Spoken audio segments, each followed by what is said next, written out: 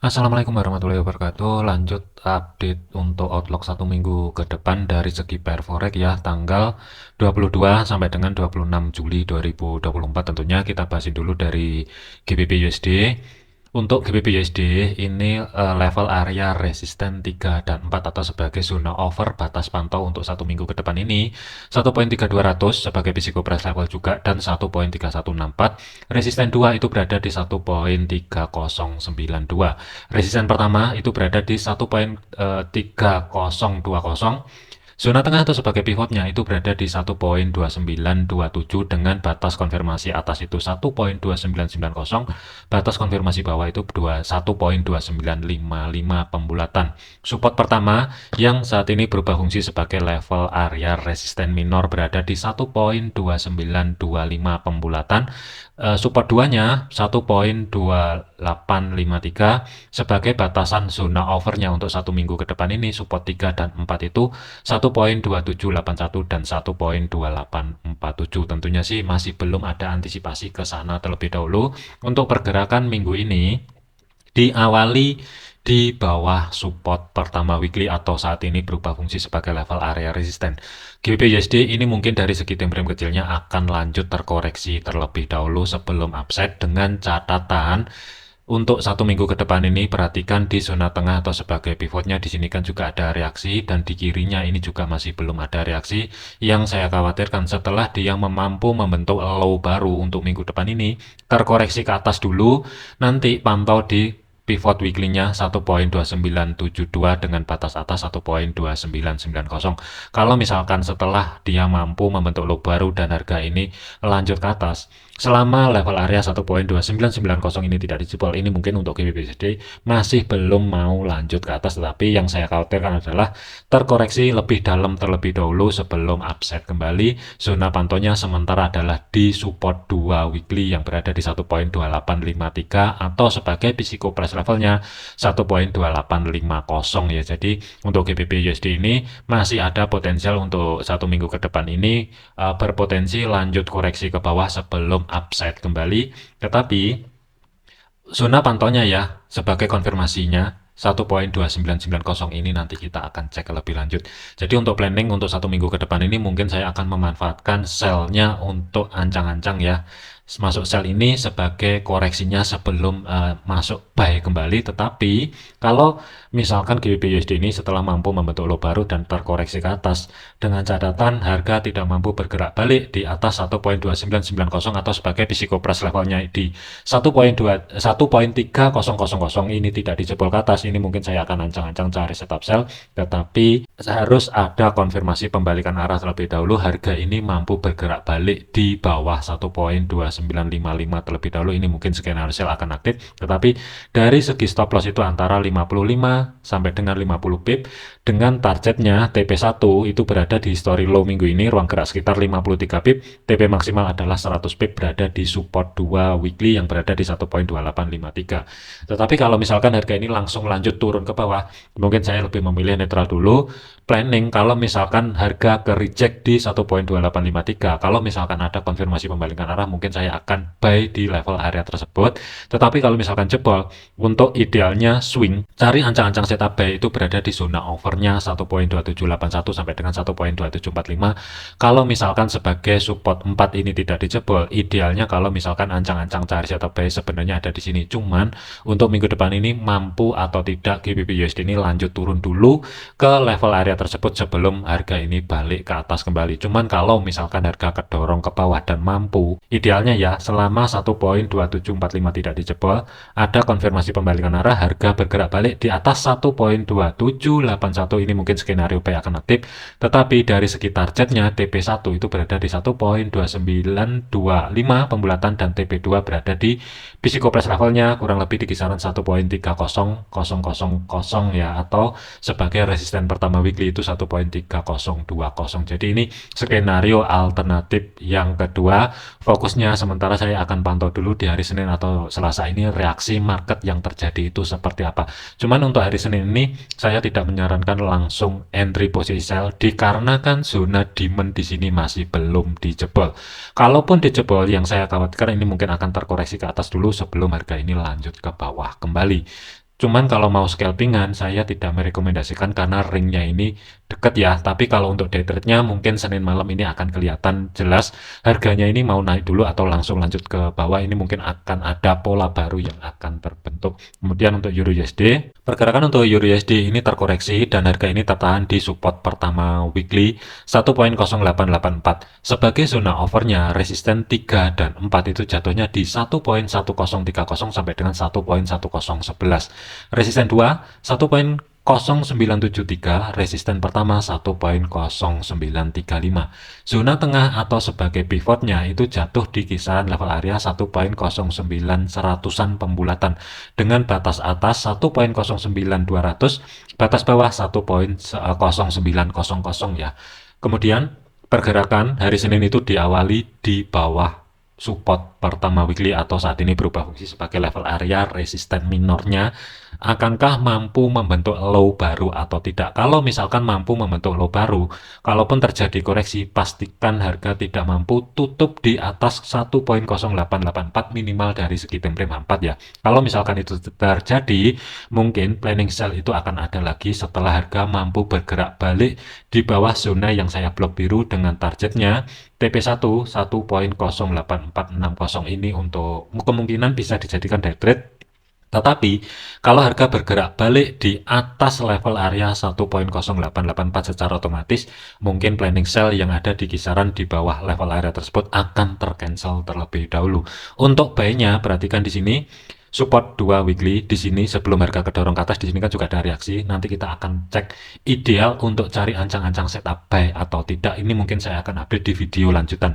Kalau misalkan dijebol planning swing mungkin ada di support 3 dan support 4. Nah, kesimpulannya untuk Euro USD, kalau misalkan saya gambar, kita masuk dulu dari segi time frame H1-nya. Untuk time frame H1, kalau misalkan Euro USD mampu membentuk low baru di hari Senin besok ini atau Selasanya, selama nanti setelah membuat low baru dan terkoreksi ke atas dari segi time frame H4, harga tidak mampu bergerak balik di atas 1.0884, secara otomatis mungkin referensi sell itu akan ada lagi setelah terjadinya konfirmasi pembalikan arah, harga bergerak balik di bawah zona yang di blok biru ini atau 1.0871, mungkin scanner sell akan aktif.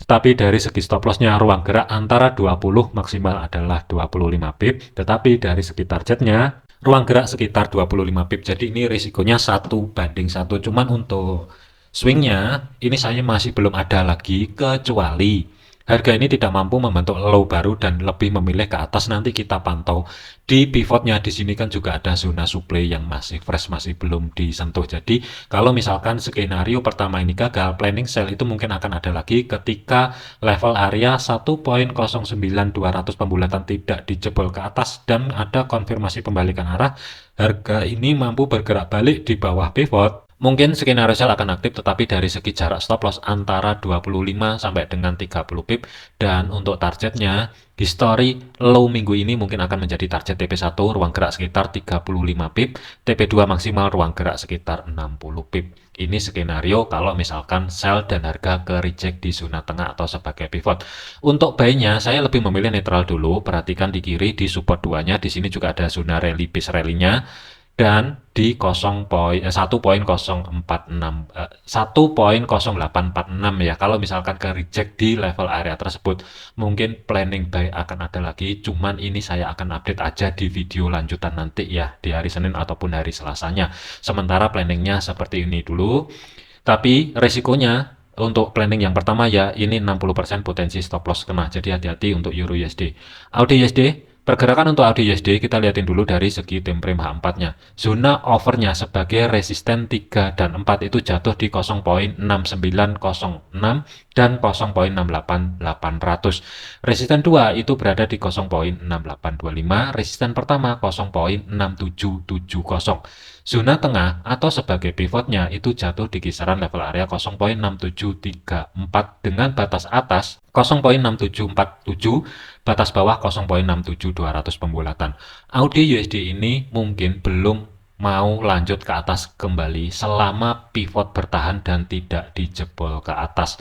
Dan masih ada potensi terkoreksi ke bawah. Perhatikan di kiri support 2 weekly 0.64 6643 di sini juga ada reaksi. Yang saya khawatirkan ini akan lanjut ke bawah terlebih dahulu sebelum ke atas ya, retest di pivotnya jebol atau tidak. Kalau misalkan tidak dijebol, yang saya khawatirkan dia akan bergerak ke bawah menuju zona overnya sebagai support 3 dan 4, 0.6588 dan 0.65600. Tetapi kalau misalkan dijebol, ada potensi lanjut ke resisten 2 weekly. Sementara planning mungkin saya lebih memilih netral dulu karena harga ini belum mampu membentuk low baru. Kalaupun mampu membentuk low baru, mungkin saya nggak akan buru-buru masuk ke market.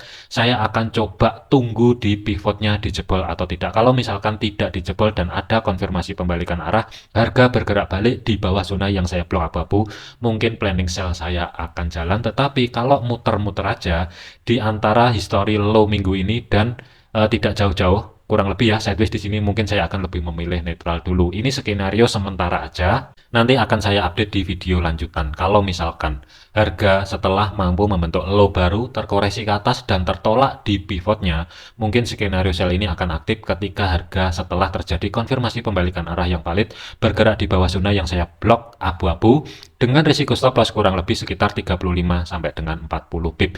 Targetnya sebagai TP1 ruang gerak sekitar 40 pip 1:1, TP2 maksimal adalah di 0.6643 ruang gerak sekitar 75 pip. Jadi ini skenario sementara. Untuk buy-nya mungkin nanti ya, kalau misalkan ke reject di 0.6643 ini mungkin skenario buy akan ada lagi, tetapi ini masih belum valid. Jadi hati-hati, planning skenario buy ini masih 50-50, belum bisa digunakan kalau misalkan masih belum ada reaksi ya.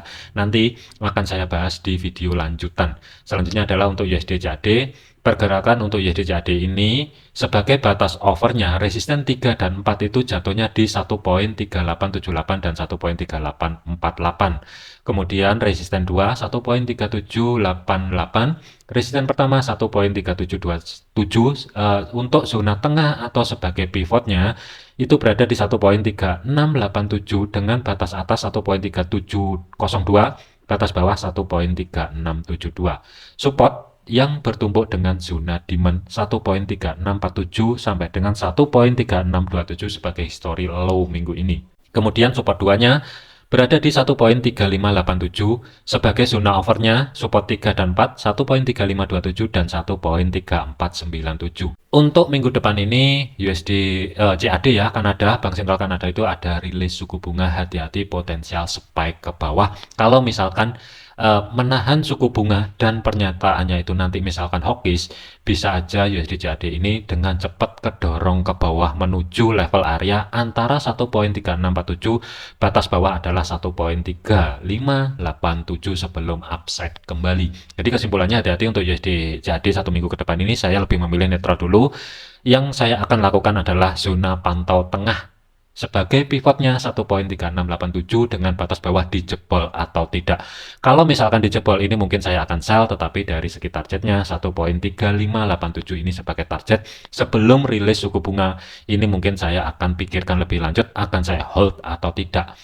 Ini untuk skenario sell, tetapi kalau misalkan tidak dijebol, hati-hati, ada potensi akan lanjut ke atas dulu, resisten 2 baru yang saya khawatirkan langsung kedorong ke bawah. Kalau kita lihatin dari segi time frame weekly, ini masih ada potensi sideways. Sideways-nya itu ya kurang lebih di sini, resisten 2 dan support 2. Ini batas sideways-nya. Jadi hati-hati. Dan untuk USD CAD untuk kategori saat ini berada di level atas. Jadi masih ada potensial kalau misalkan sideways berlanjut yang saya khawatirkan kedorong ke bawah kembali. Kalau kita lihatin dari segi time frame 4-nya, saya lebih memilih netral dulu, mending saya pantau di zona tengah atau sebagai pivotnya. Untuk planningnya ya, ini mungkin saya akan update lebih lanjut. Cuman kalau swingnya itu mungkin pantau di 1.3647 dan 1.3587 untuk planning buy dengan targetnya 1.3787 dan 1.3848. Selanjutnya adalah untuk USD Swiss. Pergerakan untuk USD Swiss sebagai level area resisten 34 zona over 0.9151 dan 0.9111. Resisten 2, 0.9032, resisten pertama 0.8952. Pivot 0.88900 atau 0.8900 sebagai physical price levelnya dengan batas atas 0.89200, batas bawah 0.88800 pembulatan. Support pertama 0.8846, history low hati-hati 0.88200, Support 2 weekly-nya itu berada di 0.8766. Kemudian sebagai overnya mungkin saya masih belum antisipasi kedorong ke bawah meskipun ada level area 0.8686 atau sebagai support 4-nya 8647 ya. Mungkin saya akan pantau dulu di support pertama weekly ini dijebol atau tidak, dikarenakan harga ini bergerak di bawah pivot. Masih ada potensi ini mungkin retest di level area support pertama weekly dulu sampai dengan history low yang berada di 0.88200. Kalau misalkan tidak dijebol, ini masih ada potensi sedikit sideways sampai zona tengah ini dijebol dulu. Ada konfirmasi harga mampu tutup di atas 0.89200. Mungkin ini akan terkonfirmasi akan uptrend kembali, tetapi hati-hati koreksi sebelum harga lanjut ke atas. Jadi saya lebih memilih netral dulu. Planningnya mungkin setelah jebolnya pivot ini mungkin saya akan planning buy, tetapi kalau pivot tidak dijebol dengan batas konfirmasi atas ini mungkin saya akan lebih memilih netral dulu. Ini skenario sementara aja. Kalau misalkan hari Senin ataupun Selasa harga kedorong ke atas dan zona 0.89200 dijebol, ada penutupan dari segi time frame H4 minimal ya. Nanti tinggal tunggu aja koreksinya. Untuk planning buy-nya fleksibel aja. Selama harga ini masih mampu atau belum bergerak di bawah support pertama ya, planning masih tetap buy, tetapi titik entry-nya masih belum jelas. Antara 0.88800 atau di atasnya 0.8846 ya. Jadi ini fleksibel dulu. Kuncinya adalah 0.89200 ini dijebol dulu, koreksi baru ancang-ancang cari setup buy. Tetapi dari segi targetnya, history high minggu ini mungkin sebagai target TP1, ruang gerak antara 100 sampai dengan 115 pip, TP2 ruang gerak sekitar antara 160 sampai dengan 170 pip yang berada di resisten 2 weekly ya. Jadi hati-hati untuk USD Swiss. Terakhir adalah untuk USD Yen. Pergerakan untuk USD Yen ini, pergerakan yang ada di sini ya, di sini dan di sini, ini adalah dampak daripada intervensi Bank Sentral Jepang. Dari segi teknikal, sebagai batasan pantau, resisten 3 dan 4 itu berada di 162.600 dan 161.76. Resisten 2, 160.00 ya sebagai physical price levelnya. Kemudian resisten pertama itu berada di 158.27. Zona tengah atau sebagai pivotnya 157.11 dengan batas atas 157.55 pembulatan dan 156.67 sebagai batas bawah. Support pertama weekly 156.00 pembulatan atau sebagai physical price levelnya. Support 2 154.200 sebagai zona overnya. Support 3 dan 4 152.600 dan 152.500 dan 151.58. Pergerakan untuk minggu depan ini diawali di atas zona tengah atau sebagai pivotnya. Jadi untuk USD Yen ini masih ada potensi kedorong ke bawah. Selama harga tidak mampu bergerak di bawah support pertama weekly-nya, planning mungkin saya akan buy, tetapi untuk titik entry-nya saya masih belum bisa pastikan. Intinya adalah cari di atas 155.95 atau 156.00 sebagai physical price level. Mungkin setelah open market dan pola yang terbentuk nanti ya di hari Senin ini mungkin akan kelihatan. Sementara saya gambar dulu di atas support pertama weekly kurang lebih di 156.00 ya. Dengan risiko stop loss, hati-hati, history low minggu ini berada di 155.36. Idealnya naruh stop loss adalah di bawah history low minggu lalu, ruang gerak sekitar 120 pip ya kurang lebih. Tetapi dari segi targetnya, TP1 itu berada di history high minggu ini, ruang gerak sekitar 290 sampai dengan 300 pip. TP2 berada di antara 390 sampai dengan 400 pip pembulatan. Dengan catatan, skenario buy ini akan tercancel jika harga ini mampu bergerak balik di bawah support pertama weekly ya, yang berada di 156.00 sebagai physical price levelnya.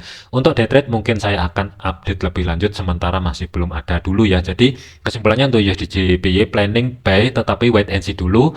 Untuk titik entry-nya di antara 156.67 dan di atas 156.00 sebagai physical price level setelah terjadi konfirmasi pembalikan arah. Skenario buy akan tercancel jika harga mampu bergerak balik di bawah 156.00 atau 155.95 sebagai support pertama weekly. Oke, mungkin untuk update dari pair forex ya untuk 1 minggu ke depan. Jadikan video ini sebagai referensi, jangan dijadikan sebagai patokan. Segala keputusan risiko menjadi tanggung jawab masing-masing. Ingat, jangan overload, jangan overtrade. Sampai jumpa di video yang selanjutnya. Stay safe.